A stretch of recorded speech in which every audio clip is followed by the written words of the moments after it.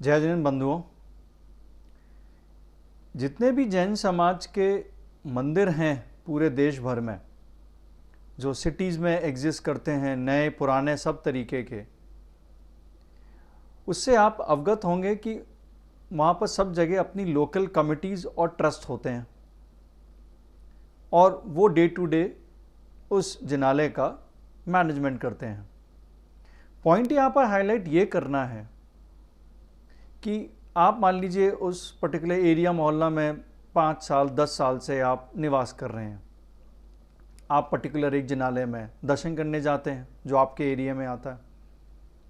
अब अनेक वर्षों जब बीत जाते हैं तब आपके मन में उत्सुकता आती है कि अरे यहाँ के मंदिर के काम में थोड़ा सा मैं इन्वॉल्व हूँ। तो वहाँ पर एक मेजर प्रॉब्लम आपको ऑब्जर्व होगी, वो ये, और यहाँ पर अगर मैं दिगंबर जैन समाज की बात करूँ विशेषकर, कि हर एक मंदिर आपकी अपनी कमेटी होती है, उसके अपने एक नॉर्म होते हैं कि कितने साल में उनके यहाँ इलेक्शंस होते हैं, इलेक्शंस में क्या प्रोसीजर है उनके यहाँ। कहने को तो जो सरकारी जो नॉर्म बना है वो वही फॉलो करते हैं, लेकिन बहुत जगह ये देखा गया है कि महिलाएं वोट नहीं कर सकती हैं, पुरुष ही वोट करते हैं। ये मुझे बहुत जगह जिनालयों में नई चीज़ मालूम पड़ी। कुछ जगह अगर आप वहाँ पर रेगुलर जा रहे हैं, आप दान तो दे रहे हैं,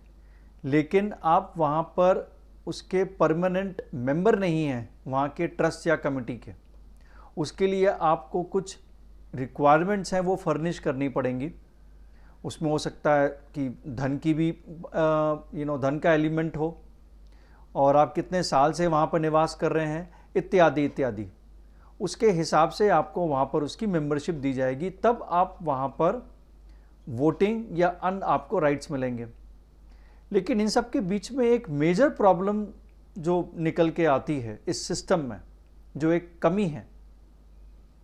कि अब अचानक आप कुछ भी जानकारी लेना चाहते हैं तो आपको बोला जाता है कि आप बाहर के हैं, आप यहाँ के मूल निवासी नहीं हैं, आप कहीं बाहर से ट्रांसफ़र होकर आए हैं, 10 साल से रह रहे हैं, फिर कहीं चले जाएंगे। तो अगर आपने कोई इंटरेस्ट शो किया कि भाई मंदिर की एक्टिविटी में मुझे इन्वॉल्व होना है, कुछ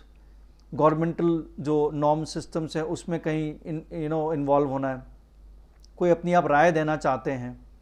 या कोई भी और फाइनेंस की पार्ट हो सकता है, रुपए पैसे की मामला, कितने पैसे आए, कहाँ दान हुआ, क्या हुआ, तो आपको एक सेट नॉर्म फॉलो करना पड़ता है उनका। और आपको मेंबर बनने के लिए बहुत सारी रिक्वायरमेंट्स जो पूरी करनी होती हैं वो कई बार इतनी जटिल हो जाती हैं कि आप चाह कर भी कुछ कर नहीं सकते। आप दान तो दे रहे हैं, आपने मान लीजिए हजारों लाखों का दान तो दे दिया, लेकिन बदले में आप अगर चाह रहे हैं कि आप कुछ उसमें पार्टिसिपेट करें और उसमें इन्वॉल्व हो, उसके एडमिनिस्ट्रेशन, उसके गवर्नेंस में, उस पर्टिकुलर मंदिर के में, तो वहाँ से आपको ये बोला जाएगा कि नहीं, आप नहीं कर सकते हैं, और या आप अगर कर सकते हैं तो उसके लिए आपको ये नॉर्म्स फुलफिल करने होंगे। तो पूरे राष्ट्रीय परिवेश में अगर आप इस पॉइंट को एनालाइज करेंगे तो आपको रियलाइज़ होगा कि देश भर में इतने हजारों दिगंबर जिनालय हैं, कुछ ना कुछ उसमें दिक्कत परेशानियां आती रहती हैं। आप एज अ श्रावक श्राविका आप ऑब्जर्व करते हैं, अब आपका मन करता है कि उसमें आप इंटरफेयर करके समाज सेवा करें, अपनी एडवाइस दें, अपनी एक्सपर्टीज़ दें,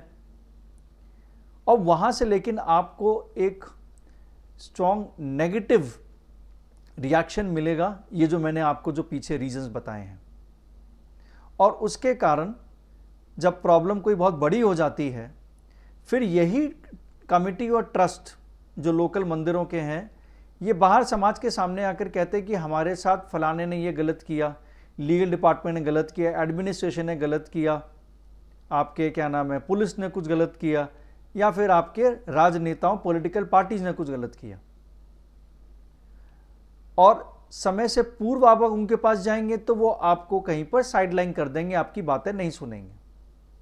और बाद में कहेंगे कि अरे प्रॉब्लम बहुत बड़ी होगी, ये कुछ हेल्प करिए। तो ये एक इम्पॉर्टेंट फ्लॉ है दिगंबर जैन मंदिरों के गवर्नेंस से रिलेटेड। ये इस वीडियो में मैं सिर्फ इसी पॉइंट को मैं हाईलाइट करना चाहता हूँ। इस पे आप थोड़ा अपना थिंकिंग दें मैं इससे रिलेटेड आगे और क्लैरिटी आप लोगों को देना चाहूँगा एक बहुत प्रैक्टिकल मैनर में, ताकि इस प्रॉब्लम को हम सुलझा सकें।